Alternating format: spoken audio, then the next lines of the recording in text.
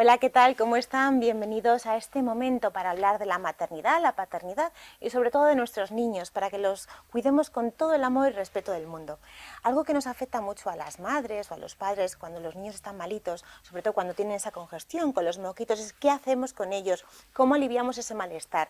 Para eso tenemos hoy con nosotros a Rodrigo Casaniti, él es fisioterapeuta y además hoy vamos a hablar de la fisioterapia dedicada a la respiración de los niños, para facilitarles esa respiración. Rodrigo, bienvenido. Muchas gracias por la invitación, Diana. Rodrigo, además, eres codirector de la Clínica Corps en Alicante. Hoy el programa tiene un poco de sabor a Levante.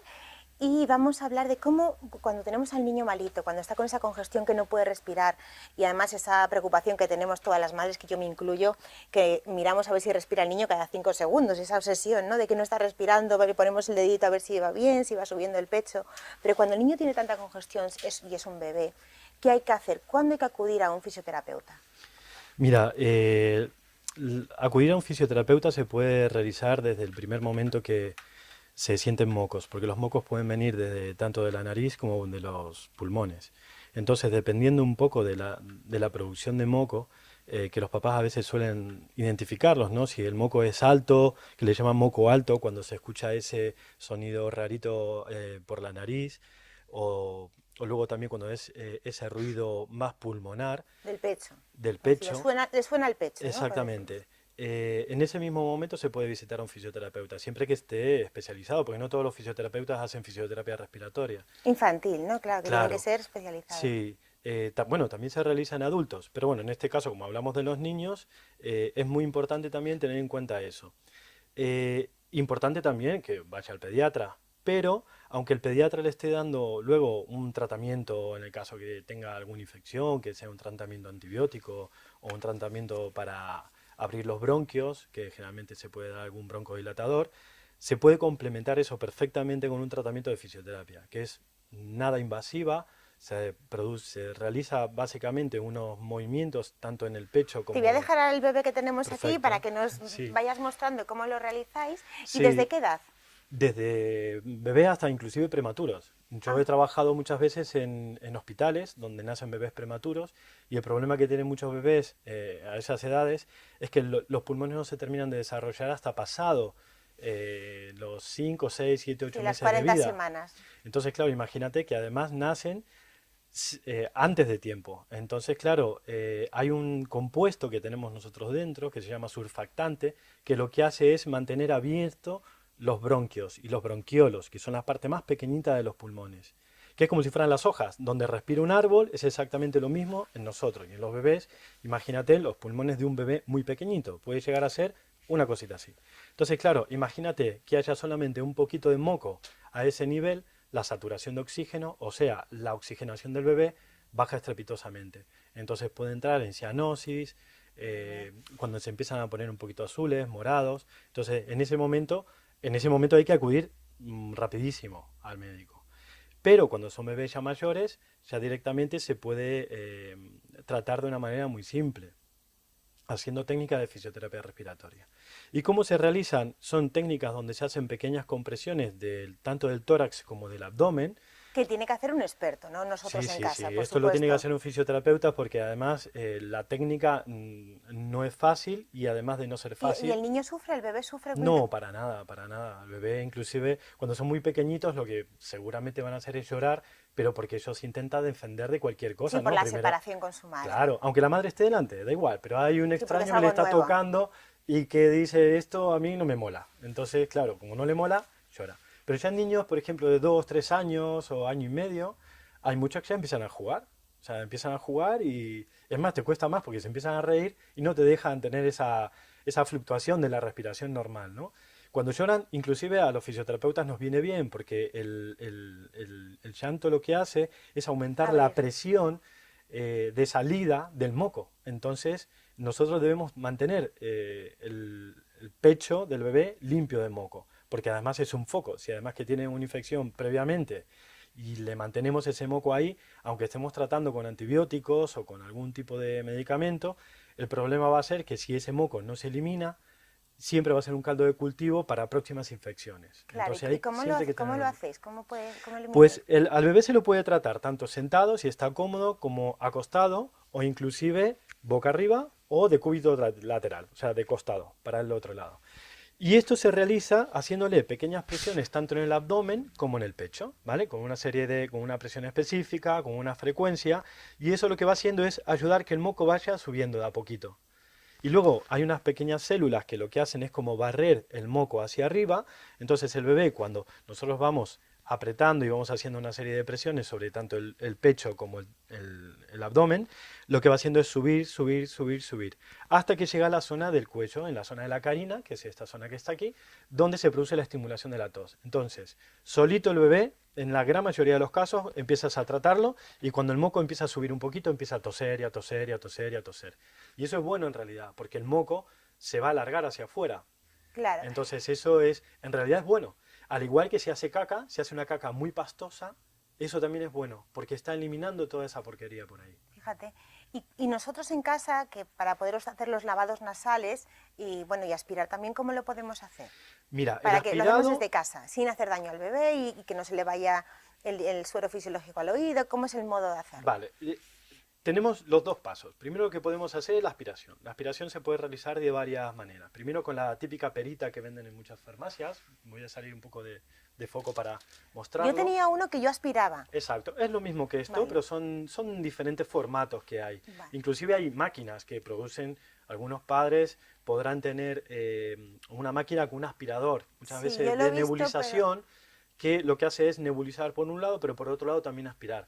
Eso también va bien. Hay que tener mucho cuidado a la presión, porque si la presión es muy alta, puede lesionar un poquito la mucosa del bebé.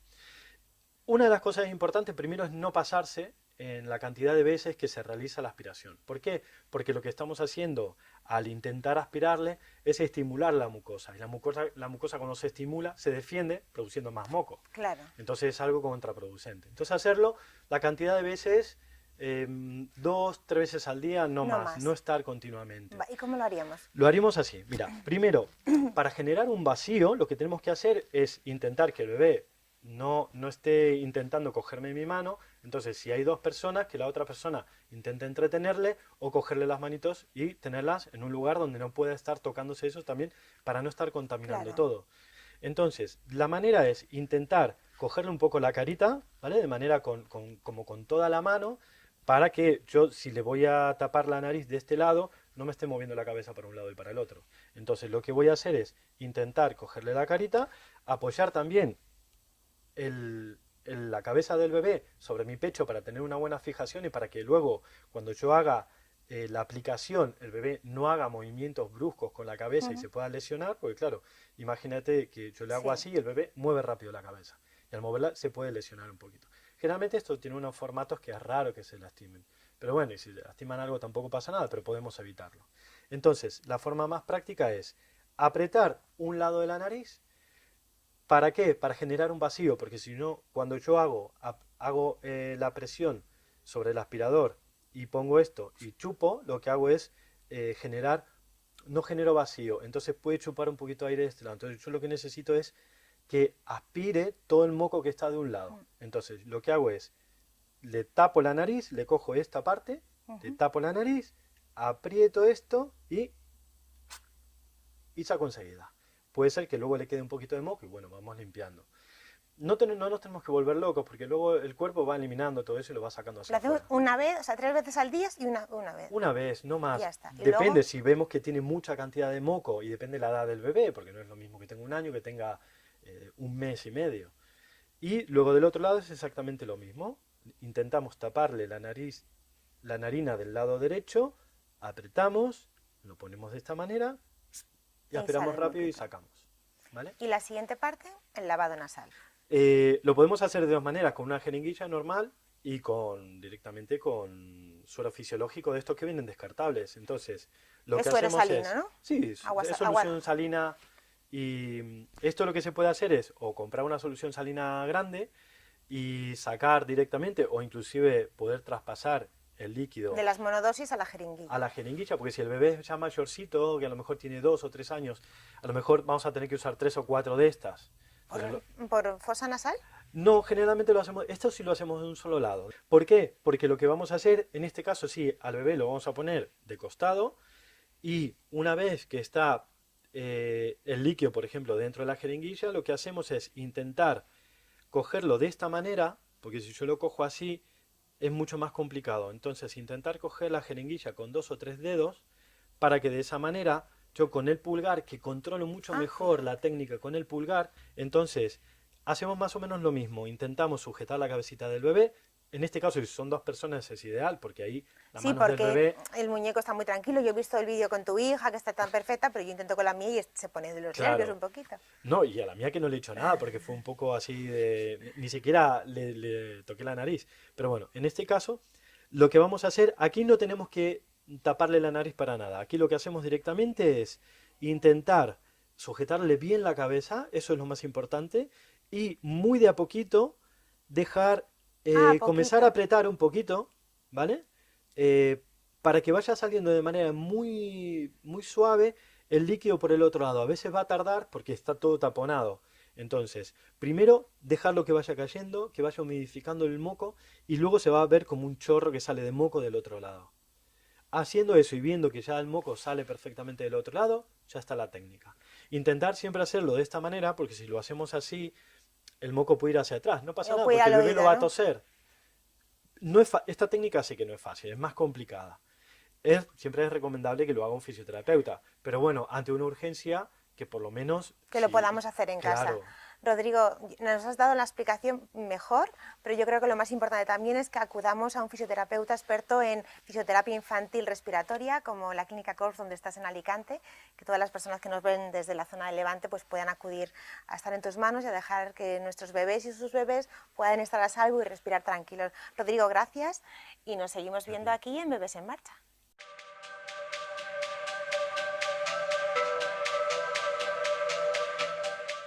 Comenzamos el sentido de la vida siempre de la mano de Cristina Barroso, que hoy nos va a hablar de qué. Del Plus Test. A ver, explícanos. Bueno, ¿tú te acuerdas que yo te comenté en su momento que Suecia no estaba muy de acuerdo con Europa porque no querían ser demasiado exigentes con las mediciones que iban a hacer a los dummies de cara a posibles lesiones y tal? Y ellos introdujeron unas mediciones, 2 de cabeza y una de toras, para protegerse un poco de la laxitud de lo que se planteaba para Europa. Bueno, pues ellos empezaron con este protocolo en 1975 y estuvo en vigor durante bastantes años hasta que, bueno, Suecia pasa a formar parte de la Unión Europea y le piden, o le exigen más bien, que se queden que adopten la normativa europea. Hasta ese momento había 2 etiquetas en las sillas suecas o nórdicas, la del estándar sueco y la de la normativa europea, y Europa le dice que no, que tienen que quedarse con la europea. Los suecos, en ese momento se hacen los suecos. Pero en el año 2008 ya Tommy Peterson, que es el responsable del laboratorio VTI y el creador del Plus Test, recibe una llamada por parte del ministerio y le dicen: Tommy, hasta aquí hemos llegado. ¿Qué ocurre?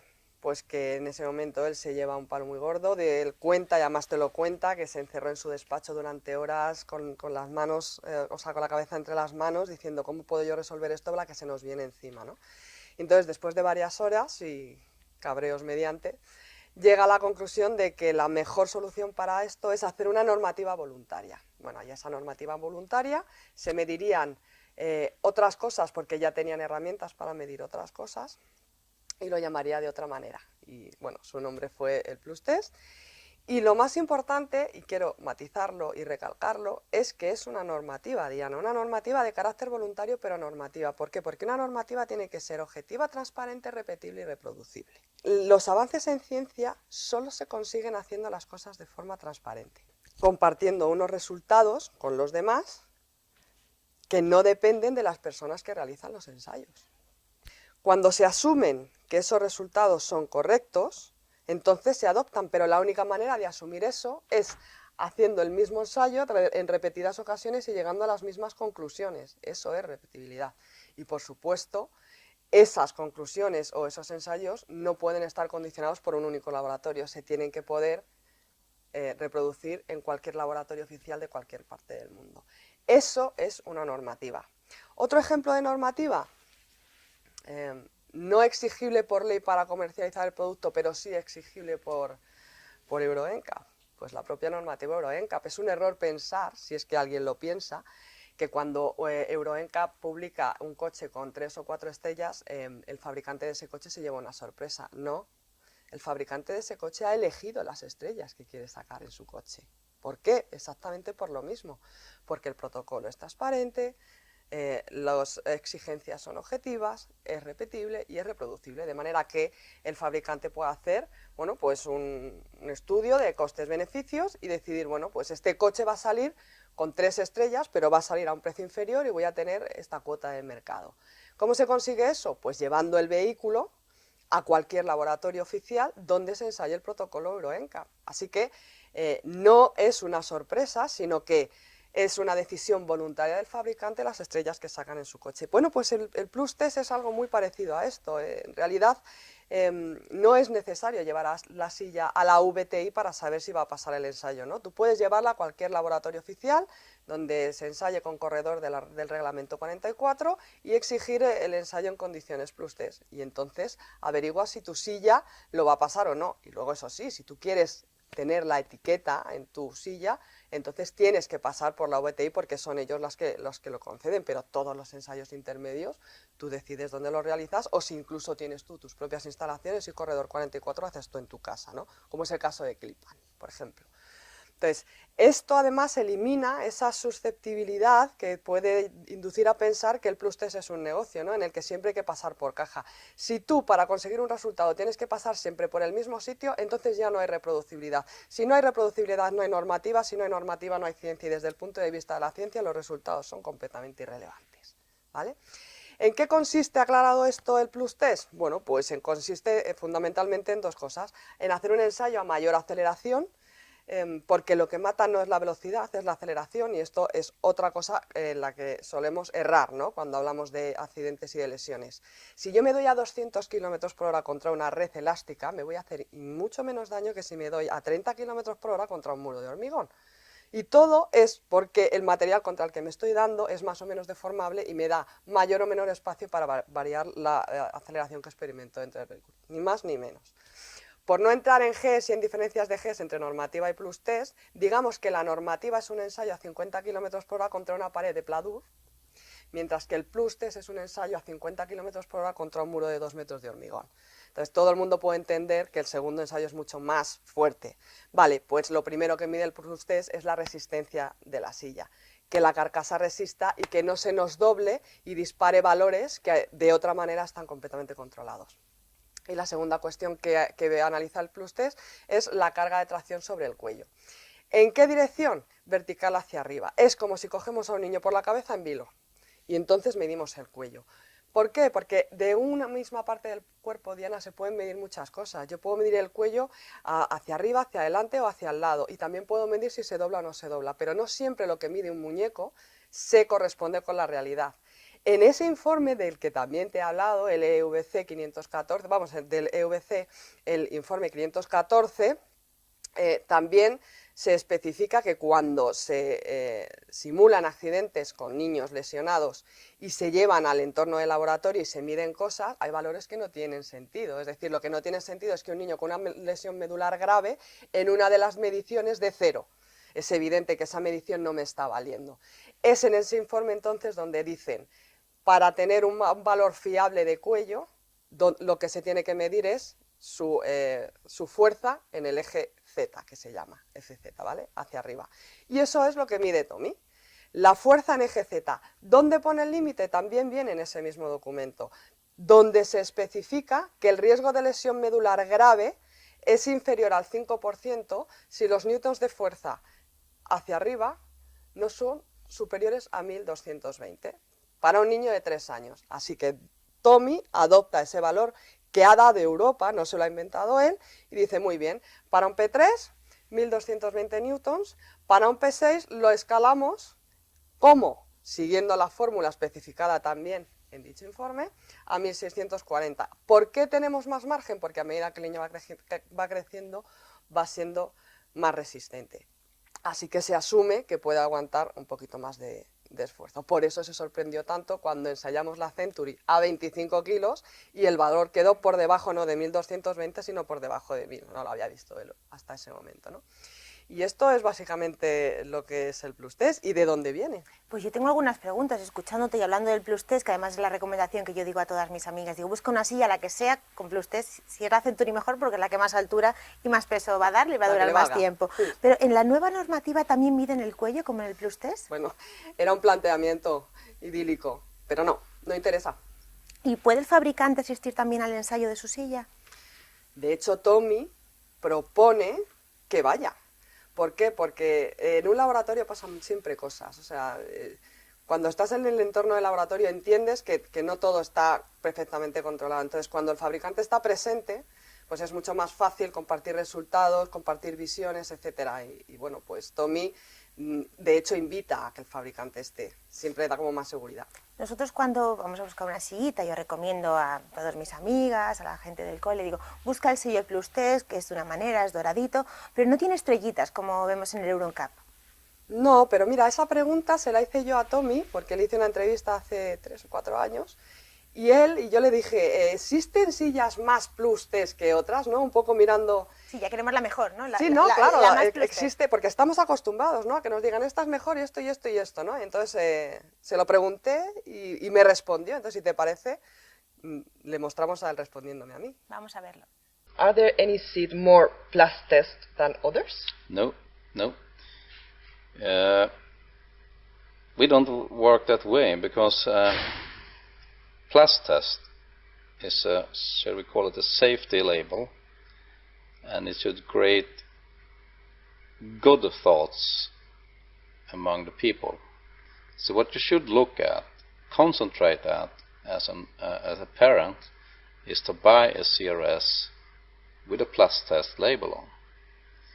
If we performed a lot of tests and some CRS did not pass the plus test and some passed the plus test, the only thing that would happen, especially in newspapers, they will focus on the bad things. And have focus on bad things doesn't really create a good environment for child safety. You should focus on good things. Otra duda de las que yo tengo es, ¿por qué la VTI no publica aquellas sillas que no han pasado el Plus Test? Porque esto va de acompañar al fabricante, esto va de avanzar en ciencia y no se puede avanzar en ciencia si tú criticas a la gente o si la sometes a un escarnio público, ¿no? Entonces, desde la VTI lo que dicen es, este es el camino que tienes que seguir, este es el que nosotros proponemos, aquí están nuestros resultados, pero tú eres libre de seguirlo o no. ¿Que lo sigues? Aquí está tu premio. Y hombre, yo creo que premiar es siempre mejor que castigar. En este programa estamos siempre en contra de los castigos, estamos claro, siempre contra por el eso respeto. es en todo, no es solo en el tema de la silla, se consiguen muchas más cosas premiando que castigando, y desde el punto de vista de la ciencia pues es importante eso, que la gente se pueda equivocar, ensayo y error, ¿no? Pues terminamos con eso, vamos a avanzar en ciencia, vamos a seguir la física y vamos a salvar a los niños. ¿Y cómo? A contramarcha.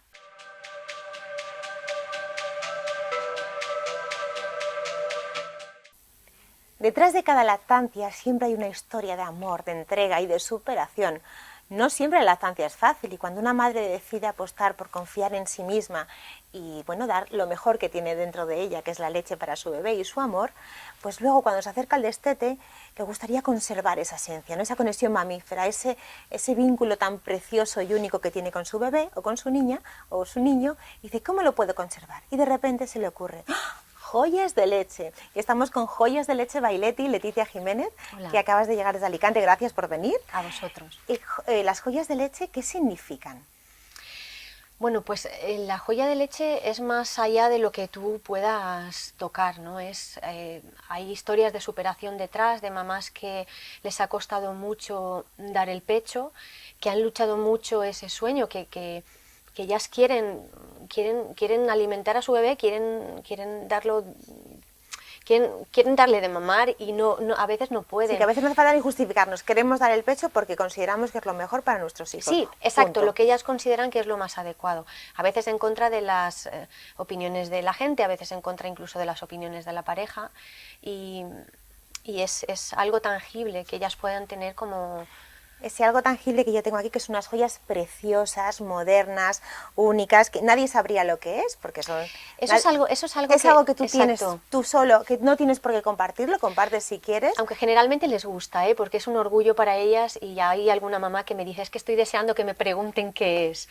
Pero sí que es cierto que si tú no lo dices, nadie tiene por qué saber qué es lo que llevas. El valor emocional que esto supone significa, cuando yo tengo esto en la mano, y esta es la leche de una mamá, Sí. que además ha hecho dos, una para que tenga su... Sí, esas son 2 piezas, una es para ella, para la mamá, y otra es para la nena.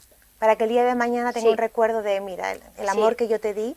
Es algo habitual que pidan de esta manera, ¿no? Es bueno, yo quiero una para lucirla yo, pero además quiero que el día de mañana mi hijo, mi hija puedan tener algo material de ese vínculo, ¿no? De eso que solo Eterno. hemos tenido él y yo. ¿Cuánto tiempo dura esta joya? Siempre, si se cuida de forma adecuada, siempre. Estas piezas se hacen con resina, y la resina tiene varios hándicaps, pero si se cuida de forma adecuada no hay ningún problema. ¿Cómo te mandamos la leche? ¿Cómo funciona? Pues mira, simplemente tendrías que entrar en la página web, realizas el pedido, se te manda un número de pedido. Joyas de leche Bailetti. Exacto. Me pongo en contacto contigo, tramitamos la pieza, es decir, pues me dices quiero esta pieza, la quiero de esta manera, ¿vale? Todo esto va en una ficha de cliente, todo bien... Sí, con un riguroso protocolo. Exacto. Te explico cómo tienes que proceder para sacarte, bueno, para proceder con la muestra. Si una madre tiene leche de su banco de leche personal, lo Sí, puede sí, utilizar. no habría problema. No, puede ser leche congelada o se la puede extraer sin problema. ¿Cuánto tenemos que sacarnos? A mí me gusta siempre, pido 30 mililitros, aunque es cierto que en muchas ocasiones no pueden sacar tanto, ¿vale? Sobre Si todo es que pues, la relación a veces con el sacaleche es sí, un poco es complicada. complicado, y sobre todo en lactancias prolongadas cuesta más. Entonces no pasa nada en esos casos. Bueno, pues ellas me lo dicen, me está costando, Leticia, bueno, sácate un poquito menos, no pasa nada, vamos a ver qué tipo de pieza quieres, a ver si puedes llegar a tanto, ¿sabes? Es un poquito así. ¿Cuánto tarda el proceso? Entre que te lo envían y se lo devuelves a la mamá. Bueno, en lo que yo tardo más o menos unas 3 semanas, entre 3 y 4 semanas en realizar la pieza. Desde que yo me pongo en contacto con ellas, sí, más o menos eso, igual un poquito más, pero en cuanto yo tengo la muestra, en realizar la pieza son más o menos eso, unos 3-4 semanas. Hablamos de joyas de leche, pero también lo haces con dientecitos. Se hacen con el primer dientecito de leche, se hacen con pelitos, se hacen con cordón umbilical. Y estas piezas, que son únicas, que es algo irrepetible, ¿qué precio tienen?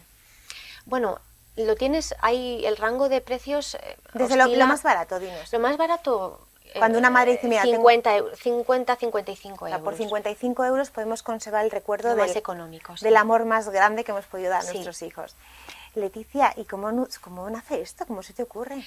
Pues yo conozco estas joyas a raíz de una amiga que reside en Londres.